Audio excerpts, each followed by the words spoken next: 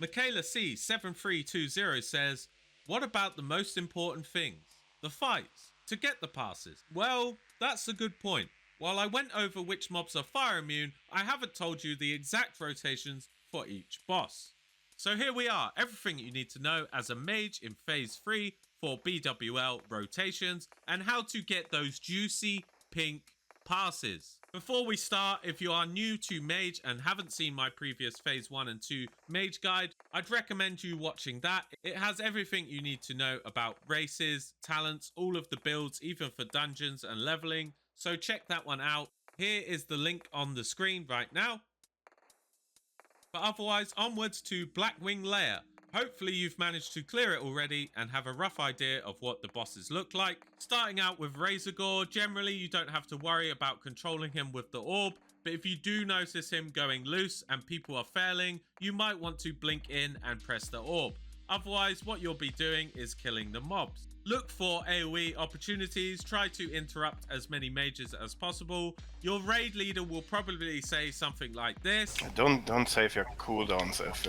But in reality, this part of the fight isn't included in passes, so definitely don't do that.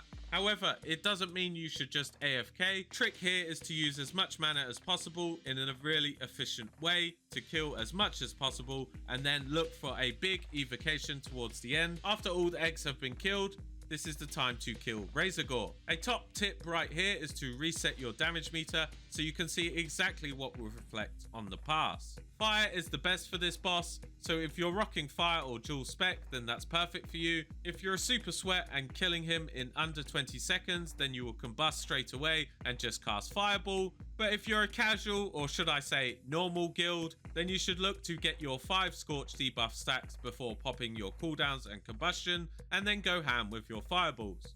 Remember to finish him off with Fire Blast if you can. If you're Arcane Frost, then what you'll want to do is pre-cast your Frostbolt and then use Arcane Power and your cooldowns just after so it batches with that Frostbolt, and then, well, just cast Frostbolt. If you're Deep Frost for the Winter's Chill debuff, then I would recommend you just cast 5 rank 1 Frostbolts to get your Winter's Chill debuff up the fastest way possible so your mage buddies can pass and you can pretend you don't even know what the logs are. It's a very simple boss and there's not many mechanics to worry about. Fire Mage is the second best overall for this fight, beaten only by Warriors. As more mages get gear and mind quickening gem, we'll see if they can beat Warriors on this boss. Next is Valastraz, or however you say that. It's a terrible boss for us because of the pushback mechanic, and generally melee destroy this boss. That said, there's a few things you can do here that will make you pass high. Firstly, the pushback mechanic is fire damage, so the best thing to do is make sure you pre-pot a fire protection potion. This means use it a few minutes before the fight so you have the buff and the potion cooldown recovers. You'll also want to time your fire ward to have it up and coming off cooldown around 15 seconds once you engage. He is fire immune, so in all 3 specs you'll want to Frostbolt while reapplying fire protection potion and fire ward as they fade. This will give you the most possible casts without being affected by the knockback. The final thing to talk about here is the burning adrenaline buff. This buff will kill you, however it also gives you 100% damage increase and all spells are instant cast, but you'll need to move away from the raid to avoid a wipe. So if you get this, you've got 2 options. Option 1 is what I like to call the chicken method. This is where you put up a portal just before you engage so that if anyone gets it, they can portal out and not die. Then you'll be summoned back afterwards.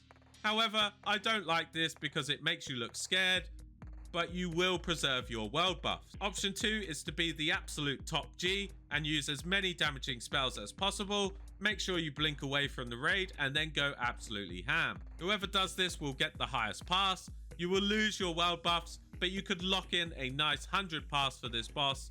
Whatever you choose, this boss will always have melee at the top of the damage. Next up is the Broodlord Lashlayer, a fantastic boss for fire. You get your Scorch debuffs up and then you go ham with your combustion, cooldowns and fireballs. The only thing to watch out for here is your threat. In this clip, I'm really pushing the damage, but I have to hold back because of my threat. So bear that in mind. Ask for bops, etc. And if you need to, you can always blink into the tank spot, use your lip and finish him off. 10 out of 10, fun Fire Mage boss. I would highly recommend going Fire for this boss. If you're Arcane Frost, well, again, use your Frost Bolts with your Arcane Power. Again, for Winter's Chill Mages, you can apply it with 5 rank 1 Frost Bolts to get the most raid damage out as quickly as possible. Remember, to all you Deep Frost Winter's Chill Mages out there, we love you. You're the most selfless, amazing people, and thank you so much for your service. You will always be appreciated in boosting our passes. Next up, it's Firemore, who is fire immune once again, so it's frost damage for this one. You'll want to have fire protection potions up. If you're in a top guild or a sweat and killing him in around 30 seconds or less, you can probably go ham and just completely ignore the debuff. If you're in a normal guild, then you'll want to manage your debuff and move out of line of sight at 4 to 5 stacks. At this point, you can bandage up or just check out some YouTube clips from my channel until your stacks are off and you can go out and damage again. It's a very, very boring fight for Mage because of this. Half of the fight, you're actually not doing anything. It's also probably the toughest fight in the entire raid, depending on your composition. Arcane Frost is the best spec for this one, and to sweat you want to precast your Frostbolt as normal, then cast your Arcane Power and any cooldowns to batch with it. Smash Frostbolt as fast and as much as possible. Time your casts so that if your Arcane Power is going to fade before your final cast, then you can use your Presence of Mind to get one more in. That's how we manage our Presence of Mind. The boss becomes a lot easier when you get Mind Quickening Gem, but again, generally it's a melee heavy boss. Eben Rock and Flame Gore, these guys are basically free loot. They're fire immune, so you have to use your normal frost rotations. There's not much else to say about them. If you want the extra challenge, you can fight them both at once, but otherwise just take advantage of the free loot. In fact, these dragons are so easy, you could probably watch some of my YouTube videos while fighting them to help me out. Thanks in advance. On to Crow Magus. This is my favourite boss for a mage, and as expected, Fire Mage is the top dog for this fight, beating even warriors, but this depends on your luck and vulnerability. You see, this boss becomes vulnerable to different spell schools. During this time, he takes extra damage, which scales incredibly well with fire, so I'll be explaining this fight as a Fire Mage. A little trick for this fight is to have a high DPS wand with either shadow or nature damage. You'll open by just spamming Scorch to get your debuff up. You'll also keep spamming Scorch just so it maintains it and we can quickly react depending on the vulnerability. If it's fire, of course, you will pop your combustion and cooldowns and go to town. But you'll need a bop or something, because if it's that early, you're absolutely rip threat and he will kill you, so you have to be super careful. If he's frost vulnerable, then cast Frostbolt. If he's arcane, then cast Arcane Missiles, and then use your wand depending on if he's nature or shadow vulnerable. Generally, we can cover most of the vulnerabilities, and that's why Mage is so good in this fight. Otherwise, go back to your Scorch and wait for the next vulnerability.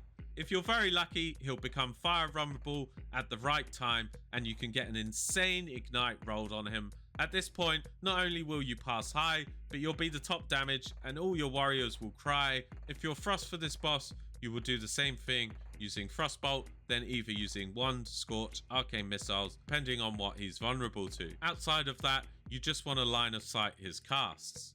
The final boss, Nefarian, is sadly also fire immune, so you'll be using Frost or Frost spells for him. Firstly, always ensure your Onyxia Scale Cloak is equipped. Phase 1 will just be killing the ads. You can AoE them down and use your evocation before Nefarian comes. Outside of this, there's only two things you need to worry about. First is to make sure that you decurse the tank. This is a top priority. Secondly, every 25 seconds or so, he will call out a class and they will get a debuff. Sadly, if it's Mage, then you'll want to stop DPS straight away and go run behind a pillar. This does mean your pass is ruined, but it's a lot better for the raid since you won't be sheeping anyone. Lastly, I just want to cover something I get asked all of the time. What should you use your soft reserves on? If you want to be super efficient and future focused, then I recommend you soft reserve the Choker of the Fire Lord from Molten Core.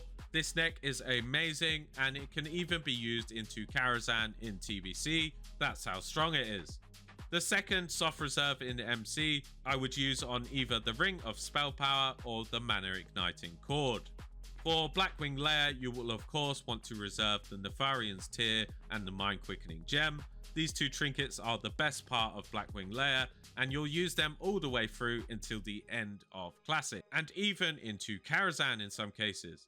An honourable mention goes out to Mishandar, the Circlet of the Mind Flare, which is a fantastic head and would be the next best soft reserve.